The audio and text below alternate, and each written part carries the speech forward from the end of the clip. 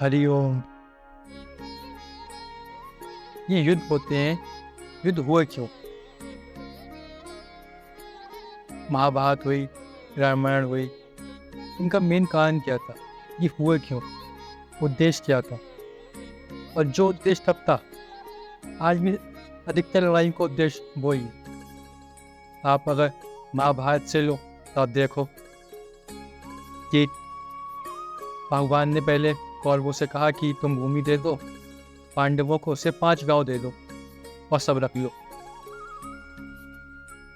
दुर्योधन ने मना कर दिया, मैं एक सुई की नोक बराबर नहीं दूंगा, तो उसके आदि दुआ और लाखों करोड़ों आदमी मारे गए। यह कारण था सिर्फ भूमि का, सिर्फ जमीन का। फिर द्रौपदी को बुलाया गया और उनका चीरहरण कर दिया गया। चीरहरण हुआ, उसका बदला लिया गया। 2 कारण थे महाभारत होने के बड़े बड़े, इसलिए युद्ध हुआ। ऐसे अब रामायण में देखो कि कई ने कहा राजा दशरथ से कि आप राम को भेज दो वनवास और मेरे पुत्र भरत को दे दो राजगद्दी, ये सारा राज, ये सारा जय जमीन इसे दे, भरत को दे दो, उन्हें वनवास दे दो। वनवास भेज दिया गया प्रभु राम को। वहाँ गए तो रावण आया, उनने माँ सीता को उठा के ले गया। वह छुड़ाने गए राम जी, तो रावण को मारा, लाखों करोड़ राक्षस मारे।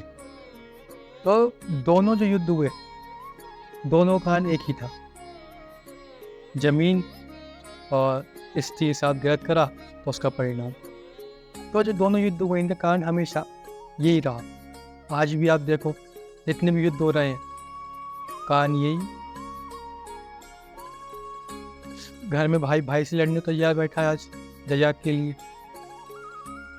कोई कहता है मुझे स्त्री पसंद है, कोई कहता है मुझे पसंद है, तो आपस में लड़ मर जाते हैं। तो आप इस चीज़ को गौर करो, उद्देश्य क्या है? जो उद्देश्य द्वापर युग में, जो उद्देश्य त्रेता युग में था, आज भी वो उद्देश्य, कुछ भी नहीं बदला। युग बदल गए, समय बदल गया, लोग बदल गए, लेकिन कारण आज भी वही है। जिसके पहले पीछे आदमी पागल था, आज भी इन चीज़ों के पीछे पागल है। वही सब रूप है, उन्हीं चीज़ों के लड़ रहा है, जबकि वो चीज़ें क्षण भंगुर है।